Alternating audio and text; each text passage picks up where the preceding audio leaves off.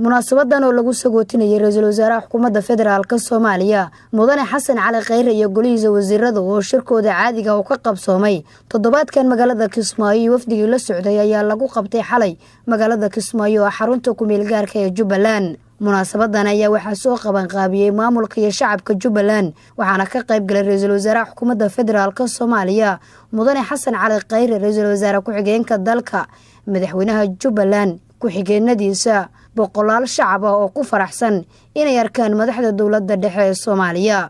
madaxweynaha Jubbaland Axmed Maxamed Islaam Axmed Midoobe oo ka hadlay munaasabada ayaa sheegay inay aad ugu faraxsan yihiin maamulka iyo shacabka Jubbaland in shirka golaha wasiirada lagu qabto magaalada Kismaayo ayna garab taagan yihiin dowladda dhexe si dalkooda uu gaaro horumar. inaan halkaan ku soo wadaagno ama ku soo dhaweyno golaha wasiirada Jamhuuriyadda Federaalka Soomaaliya oo taariikhda ay tahay markii ugu horeysay tan iyo waqtigii xorriyadda aan qaadanay ee xaruntooda ama golahooda fadhiga meel ka baxsan ay ku qaataan shirka caadiga ee golaha wasiiradu ay leeyihiin. waa arrin taariikhi ah, waa arrin muujinaysa qarannimada Soomaaliya waxay tahay, waa arrin tuug bixinaysa xaalad kasta oo lagu jiro sida ay tahay iyo waddanku meesha u maray.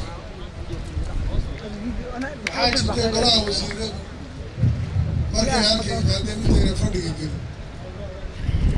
waxay la kulmeen oo uga mahadcelinaya ra'iisul wasaaraha iyo ku-xigeenkiisa inay la kulmaan wasiiradii Jubbaland ee dowlad goboleedka. macluum ma aha wasiiro dhigooda ee marka taytalka dowladnimo la fiiriyo waxay noqonayaan wasiiradii Jamhuuriyadda Federaalka iyo kuwa dowlad goboleedyada oo matalaya marka la isu daro isu duwayaan la xoojiyay. ra'iisul wasaaraha xukuumadda federaalka Soomaaliya Mudane Xasan Cali Khayre oo la hadlayay ka qaybgalayaasha munaasabada ayaa tilmaamay in xukuumadda Soomaaliya ay ka go'an tahay in dowladnimada loo geeyo hooyada Soomaaliyeed ee degan baadiyaha fog si ay u fuliso adeegyada ay ka doonayaan shacabka Soomaaliyeed. dowladda federaalka wasiiradooda waxay wasiir u yihiin dadka Soomaaliyeed iyo dalka Soomaaliyeed meel walba ay joogaan, waana inay sidaas u dhaqmaan. dowladnimada waxaan geyn doonaa gobol walba oo Soomaaliya ka mid ah.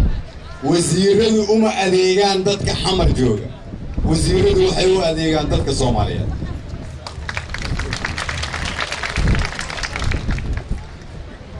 waxaan rabaa inaan idhaahdo dowladnimadii Soomaaliyeed way muuqataa. dowladnimadii Soomaaliyeed way inoo muuqataa sababtoo ah haddii aan Kismaayo ku shirnay Baydhabana waa ku shiri karnaa, Garowna waa ku shiri karnaa, Jowharna waa ku shiri karnaa, Cadaadana waa ku shiri karnaa. inaan ku shiri karna keliya ma ahane inaan ku shirna waa ogolnahay, diyaarna waan u nahay. sidaas daraaddeed dowladnimadu way muuqataa. ra'iisul wasaaraha xukuumadda federaalka Soomaaliya ayaa go'aansaday markii ugu horeysay shirka golaha wasiirada ee xukuumadda Soomaaliya lagu qabtay magaalada Kismaayo si dowladnimada loo gaarsiiyo gobolada dalka, isla markaana shacabka ku nool gobolada iyo deegaanada dalka ay u dareemaan inay dowladda iyagu leeyihiin. Nasr Bashiir Cali, warbaahinta qaranka.